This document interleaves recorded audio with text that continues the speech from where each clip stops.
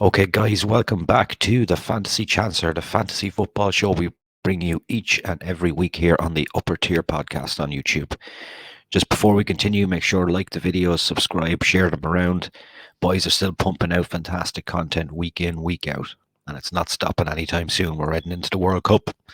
Boys are going to be very busy going into the World Cup. I'll be taking a little break with the fantasy football, but before the break comes in, anyway, I'm going to go through last week's team. So I had Sanchez in goal, so a clean sheet there. Oh no, it wasn't a clean sheet. My apologies. It was actually a long range of saves because Chelsea pulled a goal back near the end against Brighton there. But Sanchez with the 5 points. Virgil van Dijk, unfortunately, didn't keep a clean sheet along with Nathan Collins. My other two defenders, William Saliba and Batman, who I'm referring to as Batman now for Newcastle because Newcastle are in superhero mode at the moment. So 2 clean sheets there and a bonus point for William Saliba. So I was satisfied with that. Moving into the midfield then, I had Erling Haaland as my captain last week, but obviously he didn't play, so I went with Mo Salah as vice captain. That paid dividends. He popped up with a goal against Leeds in a losing effort. Bukayo Saka got an assist before he came off injured for Arsenal, but he is back and he is ready to go for this weekend again. So that's good news. And the other two midfielders I had then was Pereira and Reed, both for Fulham, keeping a clean sheet but not putting anything else on the board. So 6 points in total for those two players. Up front then, Gabriel Jesus, 2 assists, really should have been 3. I don't know why one was taken off him. And finished on 9 points as well, 2 bonus there as well. So satisfying week for Jesus. He still hasn't been scoring goals though, which will be the concern for Arsenal going forward, especially against Chelsea this weekend. On the bench, I missed out on Pascal Gross for 7 points, but apart from that, it was a kind of satisfying week. I've just been hovering around the middle of the table here on the upper tier, which we're going to have a look at now. So the upper tier podcast. Graham Ward, top of the pile, 859 points, followed by everybody's favourite referee, Mark Hogan, on 822, just behind him. Good friend of mine there, Stephen English and Kevin Mullally, both guys well in with a chance there up at the top as well. So I actually fell down a couple of places this week. I am in 27th on 720 points. So that leaves me about 140 off the top. So the top is really, really slipping away at the moment.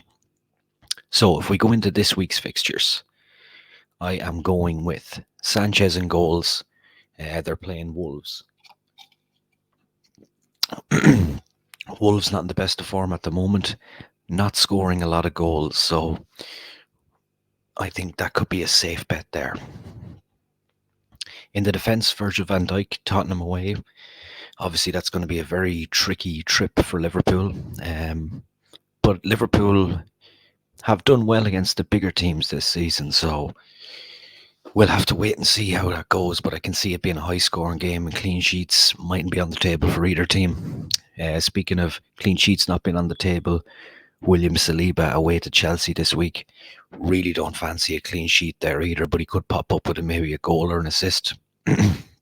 Botman, however, for Newcastle, I can see them keeping a clean sheet against Southampton. Southampton a bit toothless up the top as well at times. So interesting game for Newcastle. Their away form will really have to pick up if they want to maintain up at the top of the table there. If they want to maintain a Champions League spot, their away form has to be good. Their home form has been absolutely excellent. So in the middle of the park then, I went with Mo Salah. I've got Almiron in as well because he's in fantastic form. So you'd fancy him away to Southampton to maybe get another goal or an assist possibly. And Bukayo Saka in behind him playing Chelsea away. Arsenal have had a couple of good results against Chelsea at the Bridge over the last few years. So be interested to see how that goes. And then Pereira, Manchester City away. Very difficult to know. It all depends on that man that I have in the front line there, Erling Haaland. Is he going to be fit? If he is, that could be a game changer. If he isn't, you have to think that Fulham will be lifted in their game for this one. So up top, then I'm went with Jesus. He really needs a goal. If he could get a goal this weekend against Chelsea, that'd be massive for his confidence. Erling Haaland, will he play? Won't he play?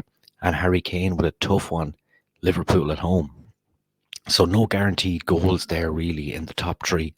But it has to be said, I said at the start of the year I'm going to take a top-heavy gamble with Salah, Kane, Jesus, and Haaland, and they haven't got as many points between them as I thought they would at this point. But nevertheless, I'm going to stick with them. On the bench, then I got Henderson, Brentford at home. Could possibly see a clean sheet there as well. Nathan Collins, Brighton at home. Possible that they could keep a clean sheet there as well, but Brighton would be flying after last week's result against Chelsea. Nico Williams, question marks around Nico Williams now at the moment. Will he keep playing? He was dropped last week, so that'll be interesting to keep an eye on. And then Reed fills up my bench 10 for the week. So that's pretty much it for this week. So as I said, like, subscribe, share, whatever you need to do. The boys are well over the 500 now on YouTube, so got to keep this thing going. And I will see you all next week.